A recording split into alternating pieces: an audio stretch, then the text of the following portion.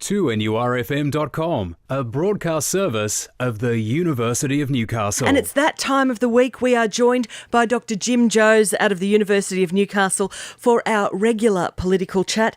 And Jim, I won't say the deck chairs have been moved, but certainly there's been some furniture reshuffling within Cabinet this last week for the Turnbull government. Yes, good morning, Meryl. It's an anticipated reshuffle given some of the resignations, and it was sort of, I guess, the scales were finally tipped when Warren Truss announced his retirement and intention to step down, and the elevation of Barnaby Joyce to the leadership of the National Party and Fiona Nash to the deputy leadership, meaning that the Liberal Party agreed to a slight redrawing of the terms of the relationship between the two parties, in particular ministerial representation. So the Nationals got an extra ministership, shall we say, in the ministry, and Fiona Nash came into the ministry as well. So that meant that other portfolios had to be rethought, and it gave Malcolm Turnbull the opportunity to be able to remove some of those that were not performing to his satisfaction, to promote others. And there were quite a number of promotions.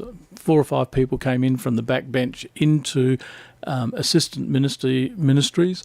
A number of assistant ministers were promoted to full ministers, and I think at least one of the backbenchers who came in ended up with a full ministry.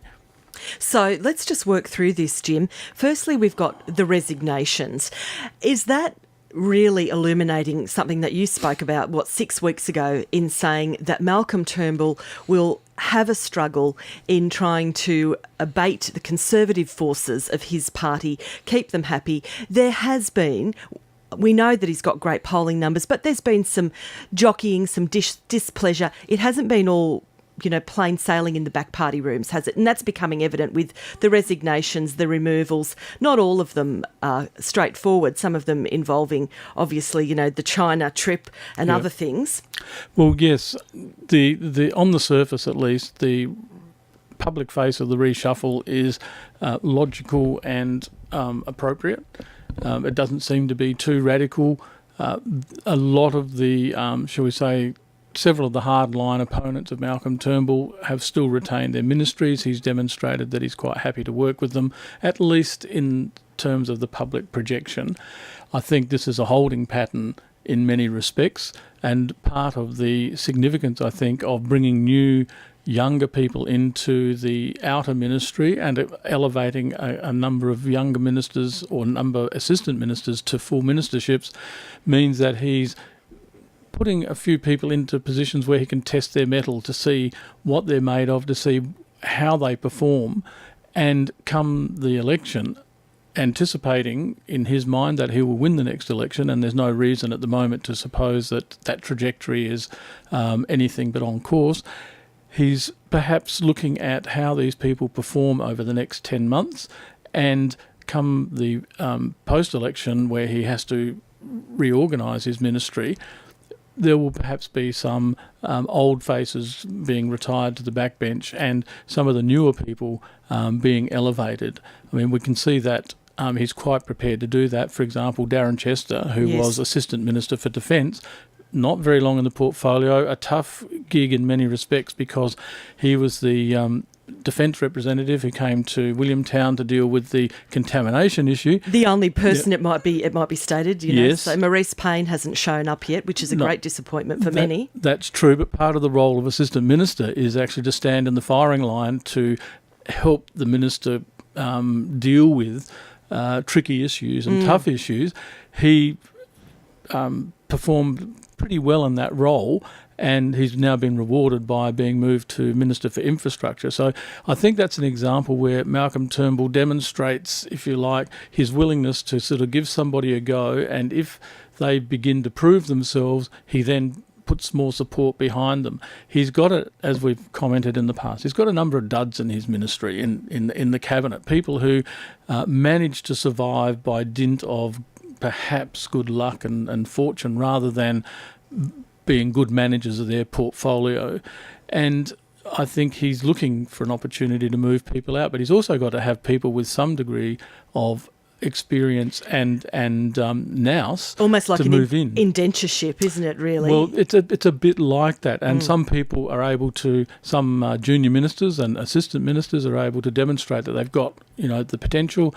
Others often fall flat on their face. Many of the ministers, the senior ministers, the cabinet ministers, are themselves overloaded, and there's a couple of, shall we say, announcements where the ministers are perhaps carrying a bigger load than they need to, but that's partly why they have assistant ministers as well to help share that load.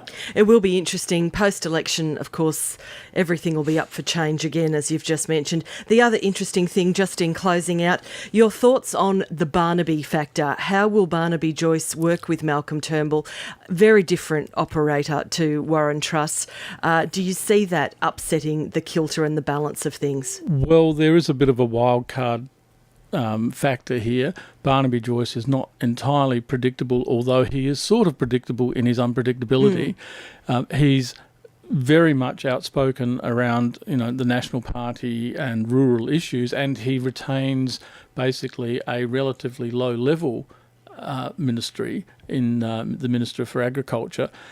In many respects, Malcolm Turnbull has him corralled in some ways, because he's not actually taking on any of a big portfolio that could cause the government some embarrassment. On the other hand, in terms of the coalition relationship between Nationals and Liberals, Barnaby Joyce could cause some, shall we say, internal party room ructions. But for the most part, I think Malcolm Turnbull is confident of two things. One, that Barnaby Joyce is corralled in a portfolio that's not going to impact too heavily on the major areas. And secondly, as the leader of the National Party, there's another layer of expectation. And the sort of, I'm a wild card, I can say what I like factor that he could do from the backbench or from the junior ministry or from even the upper echelons of the National Party was okay. But now he's at the very top. He's not just simply a politician with a voice and what I say is interesting, but I'm now the leader. So he has to actually exercise a degree of discretion and a degree of finesse, which has not been noted for, but this is the opportunity, if you like, the occasion when people who become leaders of parties have to rise to the occasion. And in opposition, you do it one way. In government, you do it in another. Now he's the leader of the junior partner in the coalition. He's got to act in a little, perhaps more mature way, and perhaps that might temper some of the ways in which he goes about doing things. Being the king of the cliche just won't cut it in those upper echelons. No, we've seen what three-word wonders does. Yes. Jim, thank you so much for your time. We'll catch up with you same time, same place next Tuesday. My pleasure, Meryl. It's Politics with Dr. Jim Joes every Tuesday on 2NURFM.